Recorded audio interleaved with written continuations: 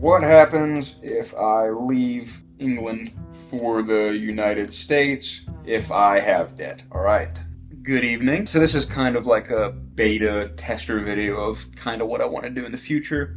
I literally just have different Reddit articles pulled up. So we're just going to look through a couple stories here on Reddit and see what we see. So first, I'm going to look at this debt-free subreddit. Alright, I'm going to start with this one. It says, "Help! My first car put me in a financial crisis, and I've only had it for 4 days." TLDR at the bottom. I am a 19-year-old male, and I decided to buy a car for myself with my own money. I bought a 2020 Hyundai Elantra, key start ignition, important, and I've owned it for about 4 days now, only to get a rude awakening when I tried to get it insured.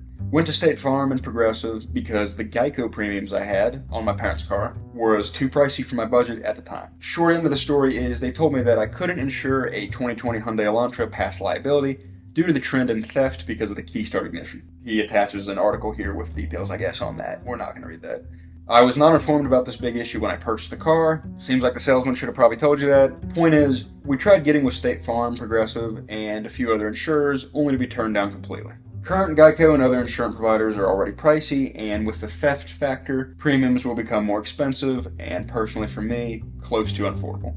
I can vouch for that because I pay my own premiums for a Nissan Juke, my parents' car, which has no defects or recalls, is older, yet I pay almost $300 every month to operate it. I had already settled and calculated being able to finance the car at almost $500 a month, which is high but close to new, and had all the updated features that I deemed necessary. But now with the monthly payments on top of obscene insurance premiums, due to not being informed about the blatant issue with the car, it's just exploded my budget.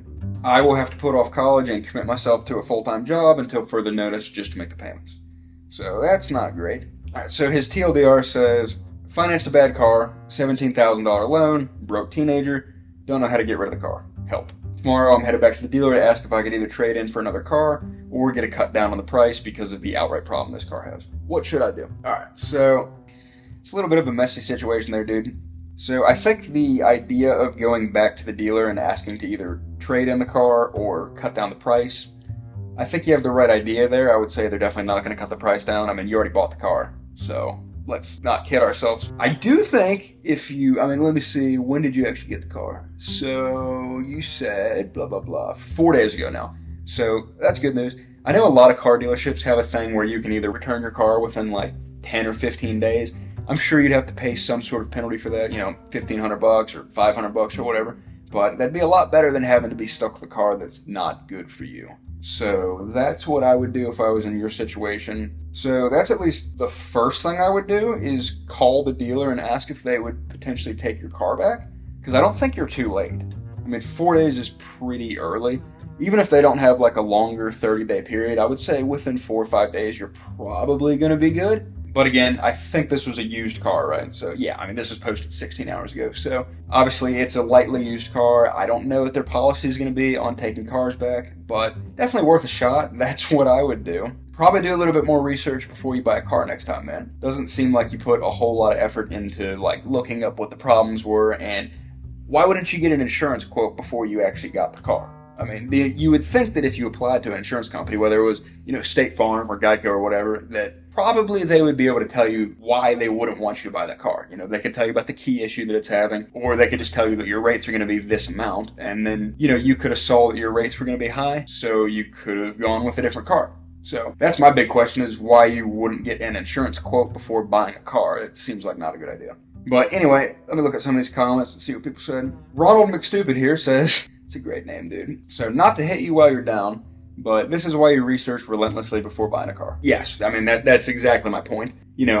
If he had done any research at all on the car, you could have probably come across the fact that it has this key, like, easy to steal feature thing, whatever that is. And not to mention, the other big part of research that you could have done is get a quote from your insurance company like we just talked about. So I have to agree with Ronald here, not researching your car is going to bite you here. It just seems like you didn't do any research, which I think this is going to be a good learning experience. I've never purchased a car without first running it through my insurance agent to get a price. Exactly. He said, again, I hate coming down on this kid, but you have to consider all the costs of a vehicle before making a purchase. This is like someone who buys an F-150 without considering fuel costs, or buying a BMW without considering maintenance costs. It's a mistake he'll probably never make again. Yeah, I mean, I would hope so. That's, I mean, we're all saying the same thing here. Dude just bought a car without doing any research. Also, why buy a 2022 car at 19? Won't that put you into more debt? Obviously, yes, because he's 19. You know, maybe his parents didn't really give him any feedback or anything, but you'd kind of think your parents would at least suggest not buying a brand new car when you have no money. So, you know, let's read a couple more. Let's see. Most dealerships have a 7-day return policy, so bring it back as soon as possible and tell them that you don't want the push button ignition due to insurance reasons, and they should be able to take it back and sell you something else. So, yeah, we mentioned that. All right, let's find this guy's update. So, Speedy Speedster here says, best update of my life. I don't know how I got into the situation, but did one hell of a crawl shop get me out of it. Okay, so it sounds like he found something. Geico, my current insurance provider, quoted me a nice $4,000 6-month premium for an amazing $4,000 deposit I would have had to make out of pocket within this week if I wanted to drive the Elantra car legally. That's $600 a month for car insurance, $100 over my actual monthly car payments. That's insane. Why would you not get a quote? Okay, enough beating that dead horse, but dude, come on now.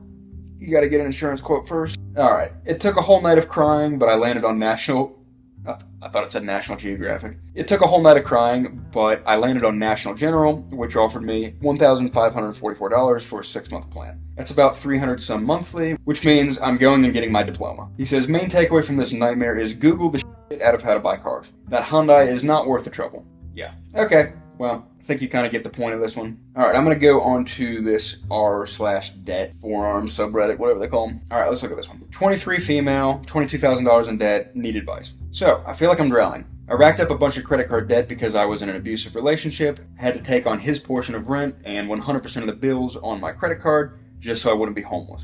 It's been about 3 years of trying to pay off the debt, and I am so overwhelmed because it feels like I haven't made a dent. I just recently started a new job where I'm making a decent amount of money, but it's so hard. My credit is also shit because I struggled for a period of time to make the payments, in between jobs, literally just trying to survive, and I don't know what to do. I've never opened up about this to anybody because it's embarrassing and stressful. Any advice? Okay, I mean, not a good situation at all. Obviously, this is kind of generic advice, but being in an abusive relationship like that, I mean, you're going to go through all kinds of hell, whether it's financial or not. The best thing you can say is to leave these things as early as possible.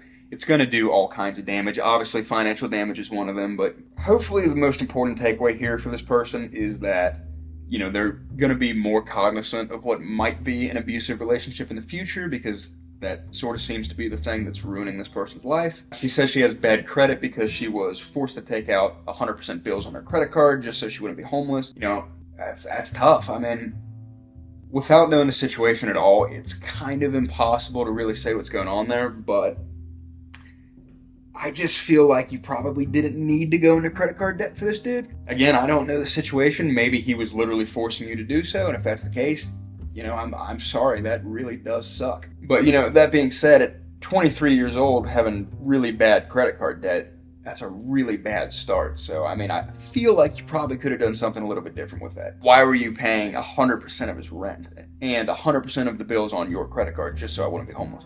So it just seems like she kind of maybe didn't know a whole lot about credit card debt or credit cards in general, and just sort of thought that, you know, credit cards were going to be the answer here, which, you know, short term, it kind of is the answer short term, but, you know, long term, obviously, this is going to do a lot of damage to this person. At least you're going to get some sort of learning experience out of this. I mean, I honestly don't think that debt is the biggest part of this. You know, if you're able to figure out what an abusive relationship might look like and like what the red flags are, you're probably going to get more out of that than you will for paying off debt. I mean, $22,000 in debt's not great, but depending on what your income is and your spending habits, you could probably pay that off relatively quickly. I mean, definitely shouldn't take more than a couple years. You could probably consolidate that to a lower interest rate. You know, call the credit card company, work with them a little bit, see if you can maybe get your rate adjusted. That's something I would try off the beginning. Sorry about that, I had to change my lamp out. My lamp died. Anyway, let me read a couple of these comments real quick. I'm going to graze past that username. Don't be embarrassed. Literally millions of people in a similar situation. Consolidating to a loan with a lower interest rate might be wise, but that depends if realistically you can pay this off with your income. Sure. If there's not a realistic path to paying it off and you're stable on your apartment and job, bankruptcy is an option to consider, but consult with a lawyer. Yeah, it's a fair point. Paying decades worth of interest on unsecured debt may be a worse financial decision for you than just crying uncle. Man, it's kind of hard to read on camera, I swear. Anyway, paying decades worth of interest on unsecured debt may be a worse financial decision for you than just crying uncle and filing a Chapter 7 or 13 unless you have other assets. Lawyers typically don't charge you to talk about it. People think you lose everything in bankruptcy and will never get a loan again, but that's not true. Your credit is already bad. That's the main downside of bankruptcy, but bankruptcy will eventually come off in a few years, so sometimes filing sooner rather than later is good. Again, consult a lawyer. It's a complicated question whether or not it would make sense, but bankruptcy is all about a fresh start and it might be what you need. This is, of course, only if paying off the debt is unrealistic or going to be crippling for you financially. So yeah, I think that's great advice. Bankruptcy is complicated for a lot of people, and this guy talks about how it's not going to stay with you forever, and yeah, bankruptcy doesn't technically stay with you forever, but some of it does. It's not as simple as just going through bankruptcy and then you're good to go in like 5 years. That's not necessarily the case. With $22,000 in debt, it depends a lot on this person's debt, but I would be pretty hesitant to go into bankruptcy without a lot of research. It's not that much debt. There's people out there with $500,000 in student loans. $22,000 in credit card debt, if that's your only debt, which I don't know. But assuming that that's a big chunk of this person's debt, if not all of it, that's not that bad, right? It's not good, don't get me wrong here, but, that's less than a lot of people take out on a car loan. So I think you could be okay if that's all that it is, so long as this person stops accumulating debt, like, immediately. Like we said earlier, it's kind of just one big learning experience. Now you know not to be in bad relationships. Hopefully you know what to look for in that sense. You also know that credit card debt's going to get you at some point if you don't figure that out. So, a lot of learning experiences. $22,000 is kind of a harsh bill to pay for that learning experience, but that's life. You're 23 years old, you're young, you got plenty of time. I don't even know if you're in college or if you graduated college. This is a perfectly realistic scenario that I feel like a lot of people are in. That's what this one person said, with literally millions of people being in a similar situation. Yeah, this is kind of a standard American situation here. Not necessarily the abusive relationship, feeling in danger type thing, but being in debt of this size at 23 is really not that bad. So I wouldn't panic. I also wouldn't panic file for bankruptcy either. But, you can be all right. Let me look at another one here. All right, I'm going to stick with this r/dad one. So let's see what we got here. Let me do this one. Here we go. 25-year-old male, what should I do? Okay. I'm a 25-year-old male from the UK. My long-term girlfriend broke up with me after the failure of my business last year, which put a lot of stress on the relationship. That's nice of her. The business is now dissolved. I've had to move home to my parents' box room and start afresh, so to speak. Okay? I have around $25,000 worth of debt across loans and credit cards, which are starting to pile up. And I owe the king around $5,000, but I am flat broke. Couldn't be more broke. I have secured a job with a $30,000 basic plus commission, OTE $45,000. I don't know if that means like up to $45,000, which means I could eventually pay back all of my debt in about 3 years, but not leave much room for living. My quandary lies with the fact that I am sick of life in the UK, and I have been for a while. If I left, I would never come back, so should I leave my debts unpaid and book a one-way flight? What are the repercussions, if any? Cheers. It's an interesting question, dude. Honestly, that's a really interesting question. If you're living in England or something and you buy a ticket to Arkansas, do you still get collected on? I would think so. It's hard to escape debt. I don't know. I'd have to look that up. Let me just Google that real quick. What happens if I leave England for the United States if I have debt? Okay. Experian says leaving the country doesn't absolve you of your responsibility to pay your debts. If you stop making payments, your creditor could sue you and garnish your US-based assets. Your credit history will also take a significant hit. So, there you go. Seems like probably not a good idea there, dude. To me, this seems more like a personal situation than a finance-based question. You started a business, your business dissolved, you have some debt. It's not a huge amount of debt, but it's still about $25,000, so, that's still a very real amount of money. Like you said, you kind of have a dead-end job that you don't really like. The money's okay, but not that great. And, you talk about saying, I could eventually pay off my debts in about 3 years, but there's not much room for living. Yeah, I completely agree. Kind of depends what your business was and what skill set you have. I don't know if you have any degrees or if, maybe you started like a technology business, so you have some sort of tech experience. I don't know. You don't say. So not a whole lot we can do with that little information. But first, we'll start with this last sentence here. Should I leave my debts unpaid and book a one-way flight? What are the repercussions? We just mentioned the repercussions there. Doesn't seem like a good idea. But should I leave my debts unpaid? No. Should I book a one-way flight? Maybe. Kind of depends on the relationships that you have and, with your parents and your family and your friends and new girlfriend or old girlfriend or whatever, I don't know. I think booking a one-way flight would be risky, but maybe exactly what you need. I mean, it depends a lot on what this person's skill set is, like we were talking about earlier. I would say, since you really don't like your situation, since you obviously don't really like living in the UK either, if you've got some sort of easily transferable skill like business or technology or people management skills, kind of like the big three things that are easily transferable into other jobs, it's probably not a bad idea. I mean, as much as people rip on the US, it's a pretty good place to make money and to make good careers, and you're not as limited by governments in this particular country as you are in other countries. So yeah, I mean, it's probably not a bad idea if you can come up with the money to do so. I mean, that's the other thing though. You're $25,000 worth in debt now. I would imagine the move to the US or wherever it is that you want to move is going to put you into more debt unless you have some money set aside, which I sort of doubt you do. I think maybe moving to the US or wherever it is that you want to move could be a good idea for you, but just jumping ship and buying a one-way ticket without doing any research sounds like not a good idea. Again, you don't know how much debt you're going to go into by further facilitating this process. I don't know. I don't know how much that would cost you. I don't know how willing you are to go into more debt. I also don't think it's a good idea. But, if you had a good enough plan, I'd say it could work out. So, something to think about. Well, this was posted 2 hours ago, so nobody's actually commented on it yet. But I'll just summarize by saying I would probably take a look at the things that are making you most unhappy about your current situation. I mean, if it's just a lack of opportunities and you don't have fulfilling relationships or this debt's bothering you a lot, I mean, just moving is not going to solve those problems, at least not right away. But if maybe the particular area that you live in is limited in opportunities in the sense that, maybe you want to start another business, but you have some sort of laws or something in your region preventing you from doing so, and you find this other region that's okay with you doing those things, or maybe where you want to move has sort of the dream job that you've been looking for. It could be 1,000 different things, but if you fall into that kind of category, I still think it could be a good idea. I would just be very cognizant about spending a lot of money on a move. Also, you got to pay the debt off before you leave. As far as the debt goes, that seems to be the big problem, right? I mean, like what this thing says,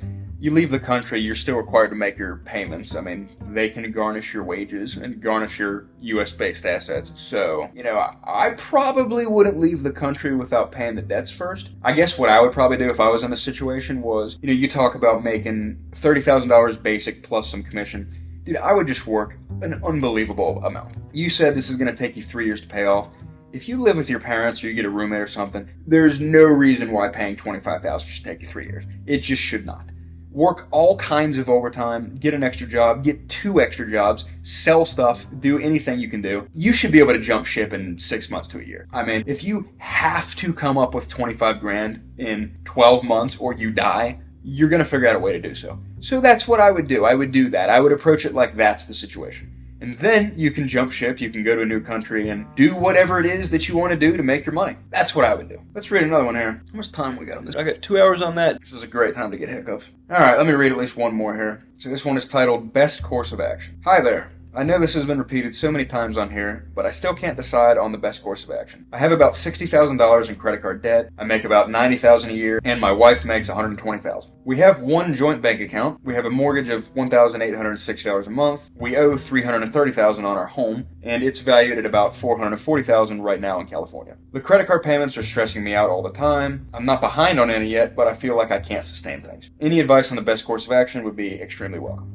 Okay, so let's just kind of break this down a little sentence by sentence just because this is so short. So first you say, I have about $60,000 in credit card debt. So first, if you have multiple credit cards, you want to start paying off the debt that has the highest interest rate. So if you have 3 different credit cards and you have a 7, a 12, and a 15% interest rate, pay the 15% interest rate off first. So you say you make about $90,000 a year, your wife makes about $120,000, your gross income's over $200,000. I mean, $210,000 gross is pretty good.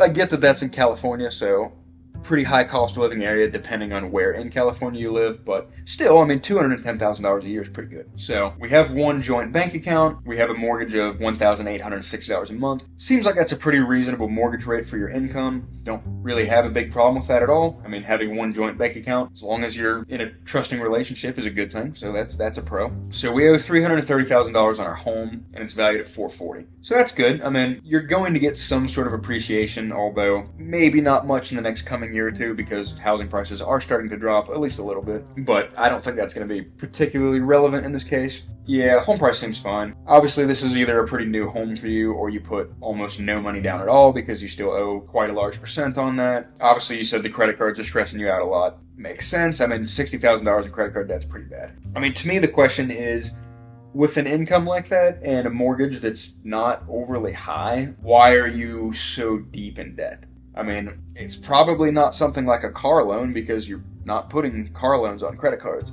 So then that sort of begs the question, what are you spending $60,000 on? Is it you that has the problem? Is it your wife that has the problem? Do you jointly have a spending problem? That would probably be my guess. It's probably both of you. I mean, best thing for this person to do in the beginning is just to make a budget.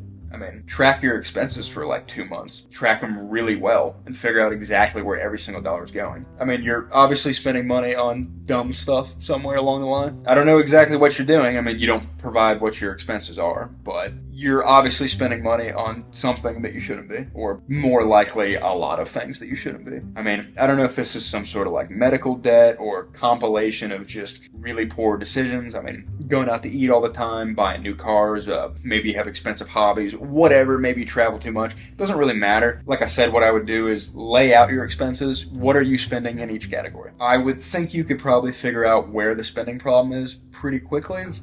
I'm assuming this is not that complex of a situation. You're probably just spending more than you make. To me, the best course of action here is to figure out what you're spending and why are you spending so much. As far as the credit card goes, like we said, pay off the high interest rate credit cards first, then work your way down. I mean, logistically, this is not a complex issue. You have a pretty good income, you have a little bit of debt, you pay off the big debt, you work your way down, and you're fine. I mean, you have a house that you can afford. You can also probably afford to pay off the credit cards pretty quickly. There's no reason why on a $210,000 income, you shouldn't be able to pay $60,000 off in, 18 months, 24 months, somewhere in that range, I would say, dude. No more than 2 years to pay this off. There's just no way. I mean, I bet at least one of you has a car that's far too expensive. If that's the case, just sell the car. If you have a $60,000 car, sell your $60,000 car, buy a $15,000 Corolla, and put $45,000 towards your debt. Seems pretty easy right there. I mean, you could probably benefit a lot just from selling stuff, whether it's selling 2 cars or just selling expensive stuff that you have. Anyway, let me read some of these comments here. You have a joint income of $210,000 a year. Your mortgage is reasonable. There's no reason for you to have this credit card debt. Obviously. Does your wife know about it? What you need to do is stop spending anything, put every penny towards paying off the debt. This is totally feasible. You could do it in 6 months net income. I don't know about 6 months unless you're planning on selling stuff. I mean, like we said, if you have an expensive car, you could probably do it in 6 months. But if you actually just have to start making payments, it's going to be longer than that. But, same concept applies. But I agree with Snowplow Mom. He says, does your wife know about it? Bro, if your wife doesn't know about this, you're going to get divorced. And then you're going to lose even more money. I hope that's not the case, dude. God, people are amazing. Alright, let me read Alter Ego Amazon's comment. Okay, I am a former credit card counselor and more. It is difficult to assess this without knowing anything else. For example, car payments, other loans, bills, etc. However, based only on what you said, you are in a good position because you are not behind on anything to make some major life-changing decisions that could get you back to zero credit card debt. But you will have to make some big decisions. Okay, I suggest that you, 1, get a home equity line of credit and pay off all your credit cards, but only if you're willing to stop using credit cards unless you can pay it off. And make all of the minimum payments plus extra towards your home equity line of credit, and do not take out any more loans for several years. That includes cars. Next, you need to ratchet down your lifestyle a lot, cut expenses dramatically, put every penny towards your debt. You can be out of this in less than 5 years if you do this, but if you don't follow this course of action in any way, you will be back in this situation in less than a year. $60,000 in credit card debt is a lot for your income. It's 2/3 of your annual salary. In other words, you are working for no benefit whatsoever. You could be living the dream on both your salaries if you're willing to take the reins and get it all under control. Both of you need to be committed to absolutely changing the way you operate. No more absent-minded credit card purchases, no more new cars for at least 5 years. Analyze what you are paying for major expenses like insurance, etc. Get those expenses down and pay it all towards your debt. Create a spreadsheet that estimates payments, including interest on home equity line interest rate and projects of at least 5 years. However, if you want to have loads of fun, project half of that. You can do this, you have the money, you have the ability. Alright, dude, as a credit counselor, I gotta say this is not necessarily the best advice, in my personal opinion. Yeah, I don't know. I think he's got some flaws here. So, $60,000 in credit card debt is a lot, yes, but it is not 2/3 of your annual salary. Yes, it is 2/3 of this particular person's annual salary, but you're married. It's gotta be a group effort there, dude. He is married, right? Yeah, his wife. So your income isn't $90,000. Your income is $210,000. I mean, but again, you're married, so you got to look at it like a unit. I wish this person would have looked at it like that. Anyway, so he says get a home equity line of credit and pay off all your credit cards. I would not do that. I just don't see the benefit in that. There's just no reason to withdraw against your mortgage. You could pay off these credit cards. Like, I understand the math where the interest rate on the home equity loan is going to be lower than what your credit card interest rate is, most likely. But this is just not a reasonable way to do this. I mean, he doesn't have $450,000 in credit card debt. It's 60 grand. You know, you're talking, let's just do some basic math here. I mean, $210,000 take home is probably going to be roughly like 130 grand. Let's see. I'm too lazy to do the math. I'm going to say take home pay of $210,000. So that is roughly $140,000 a year.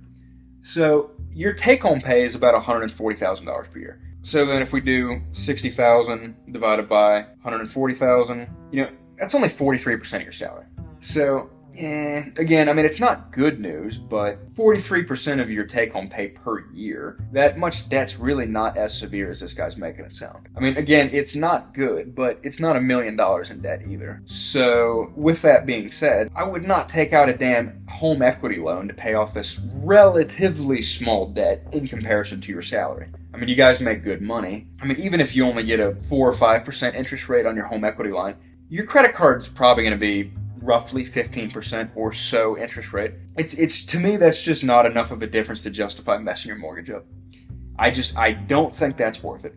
You could easily pay this thing off in a year, and like I said beforehand, and I'm sticking with what I said, if either of you, especially if both of you, have expensive cars, you could sell your cars and pay this debt off in 3 months. I mean, seriously. This is not that logistically difficult of a situation. I mean, it is emotionally complex. And like this guy said, you know, if you don't address your spending habits, you're going to be back in the same situation in a year or less. You know, but if you're committed to actually addressing the situation, you could take care of this pretty quick. It's just not that complex of a problem. So there's no reason to be doing this home equity loan. Yeah, I wouldn't do that. I think you're on the right track by making a decent salary. You have a reasonably priced house for your income. I mean, $210,000 a year on a $440,000 house, that's pretty reasonable. And this house value has probably even gone up a little bit since you bought it, so purchase price might have even been lower than that. I really think this is a pretty reasonably responsible house purchase. So, you know, you don't mention what your other debts are if you have any others, but that in itself is really not bad. If anything, that's honestly probably working in your favor. Please don't take out a home equity line. Here's the other thing with that, dude.